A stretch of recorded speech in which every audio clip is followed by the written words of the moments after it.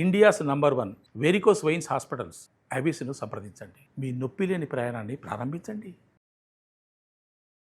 నమస్తే గురుగారు. నమస్కారం అండి. గురుగారు, మరి ఇక గురువారం పుట్టిన వాళ్ళ లక్షణాలు ఎలా ఉంటాయి? వీరు ఎలాంటి దాన ధర్మాలు చేయాలి, ఎలాంటివి చేయకూడదు, కలిసి వచ్చే సంఖ్య ఏంటి తెలుసుకుందాం. శ్రీమాత్రే నమః, శ్రీ గురుభ్యో నమః. గురువారం నాడు జన్మించినటువంటి వారు సాధారణంగా గురువారాన్ని మనం ఇంకా ఏమంటాం? లక్ష్మీవారం, బేస్తవారం. బేస్తవారం అంటాం. గురువు వాస్తవంగా గురువారం కాదు, ఇది బృహస్పతి వారం. దేవతలందరికీ కూడా గురువు అయినటువంటి ఆయన ఎవరు అంటే ఆయనే బృహస్పతి. బృహస్పతి ఎంత గొప్పవాడంటే తన కుమారుడు కచుడు, ఎప్పుడు రింగులు రింగులు జుట్టు ఉంటే తనని కచుడు అంటారు అనమాట. ఓకే. అంటే కచదేవయాని కథ ఉంటుంది ఒకటి, ఆ కచదేవయాని కథలో కూడా ఉంటుంది. అయితే సరే తర్వాత ఎప్పుడైనా చెప్పుకోవచ్చు కచదేవయానికి సంబంధించి కథ. ఈ బృహస్పతి ఏం చేశాడంటే కుమారుడికి విద్య నేర్పించాలంటే నేను ఎక్కడ ప్యాంపర్ చేస్తానో నా కొడుకు కదా అని చెప్పి మళ్ళీ ఆయన తర్వాతకి ఆయన కంటే కూడా ఇంకా మంచి గురుత్వ శక్తి ఉన్నటువంటి వాళ్ళు ఎవరు అంటే భార్గవుడు. ఆయన రాక్షసులకు గురువు. ఆయన దగ్గర మృత సంజీవిని మంత్రం అనేటువంటి మంత్రం కూడా ఉంది. ఈయన దగ్గర లేనిది కాబట్టి ఈ యొక్క వీళ్ళ అబ్బాయిని ఆయన దగ్గర శిష్యరికానికి పంపించాడు. ఎంత ధైర్యం ఉంటే రాక్షసుల గురు ఆయన మళ్ళంతే ఉదారంగా అతను కూర్చోబెట్టి విద్య నేర్పించాడు. సరే ఆయనకు ఒక శాపం కూడా వచ్చింది, అదేంటి తర్వాత చెప్తాం. సో గురువారం నాడు పుట్టినటువంటి వారి యొక్క లక్షణాలకి ఈ మైథలాజికల్కి కొంచెం సంబంధం ఉంటుంది. వీరు నేర్చుకున్నటువంటి వీరు మంచి లక్ష్మీపుత్రులు. లక్ష్మీవారం కాబట్టి ఫస్ట్ ఆఫ్ ఆల్ లక్ష్మీపుత్రులు అంటే ఎప్పుడు డబ్బులు ఉండవు, అది మాత్రం బాగా గుర్తుంచుకోండి. మరి లక్ష్మీపుత్రులు అంటే అవసరానికి వచ్చేస్తాయి, ఏం కావాలంటే. ఓకే. ఉదాహరణకు మనకి లక్ష్మీదేవి అంటే అష్టలక్ష్ములు అంటారు. గజలక్ష్మి మంచి బలం, ఎంతటి బరువైనా సరే లేపేటువంటి బలం ఇస్తుంది. అష్టలక్ష్ములు ఇంట్లో ఉన్న ఆడవాళ్ళ మీద ఆవాహనం అయితే ఇంట్లో వ్యక్తులు ఎవరు లేరు, సిలిండర్ లేపుకొని వెళ్ళి పెట్టేసుకుంటారు. కాబట్టి గజలక్ష్మి వచ్చేసింది. ఇంట్లో ఒక 30-40 మంది వచ్చినా వంట వండేసేయాలి, ధాన్యలక్ష్మి వచ్చేసింది. ఆ తర్వాత ఇంట్లో పిల్లలందరినీ కూడా అందరిని కూడా సంభాళించుకోవాలి అని అంటే ధనలక్ష్మి వచ్చేస్తుంది. వైభవంగా ఏదన్నా చేస్తున్నారు, వైభవలక్ష్మి వచ్చేస్తుంది. అలా అష్టలక్ష్ములు కూడా ఆడవారిలోకి ఆవాహనం అయిపోతాయి. అంతే ఈ రోజున పుట్టినటువంటి వారికి కూడా ఇవన్నీ లక్షణాలు కూడా వచ్చేస్తాయి. మనకి లక్ష్మీ కటాక్షం అంటే ఏంటి? చాలామంది ఏమనుకుంటారంటే డబ్బు డబ్బు డబ్బు డబ్బు కాదు. డబ్బు ఎప్పుడు లక్ష్మీదేవికి కాదు. ఈ డబ్బు అనేటువంటిది పుట్టకంటే ముందే అమ్మవారు పుట్టింది.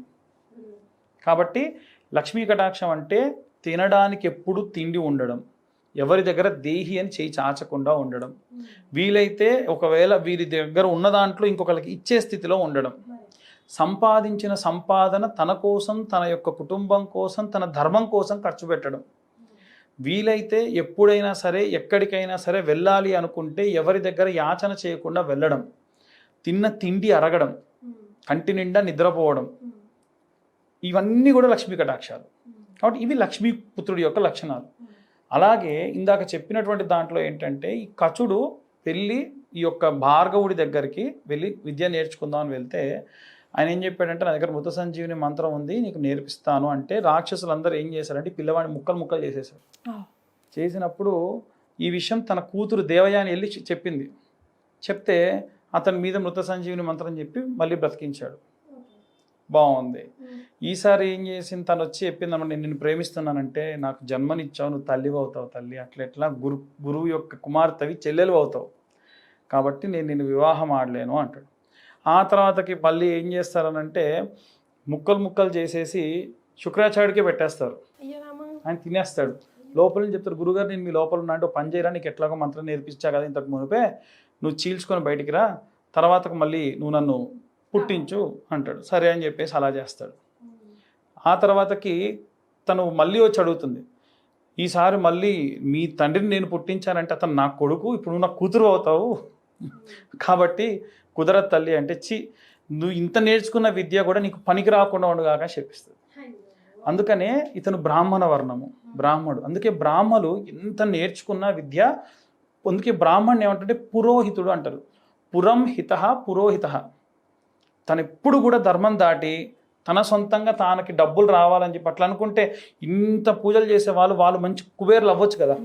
ఎప్పుడు కూడా వాళ్ళకు వాళ్ళు పూజలు చేసుకోరు, పరుల కోసమే పూజ చేసేయడం. పురం హిత పురోహిత, ఊరు మంచి కోరుకునేవాడు పురోహితుడు.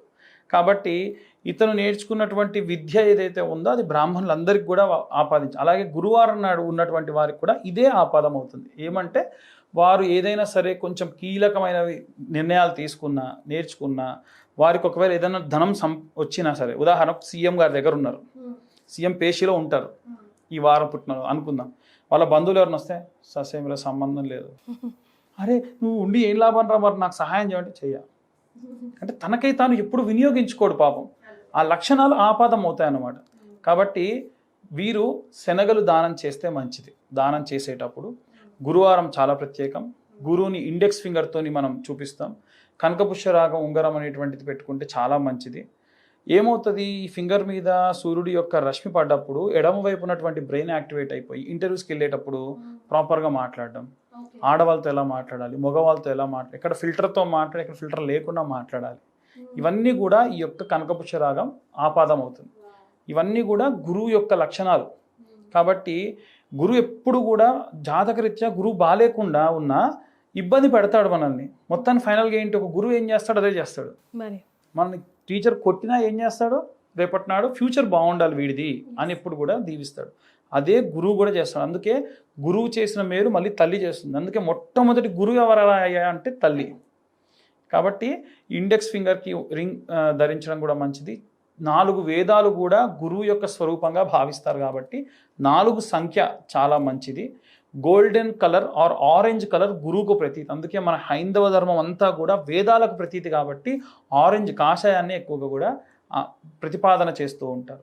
కాబట్టి ఆరెంజ్ కలర్, శనగలు, అలాగే ఈ యొక్క రింగ్, కనకపుష్యరాగం రింగ్, ఇవన్నీ కూడా ఈ గోల్డ్కి సంబంధించి ఆరెంజ్ వర్ణం కూడా దీనికి ప్రతీతి. చాలా సంతోషం అండి. ధన్యవాదాలు.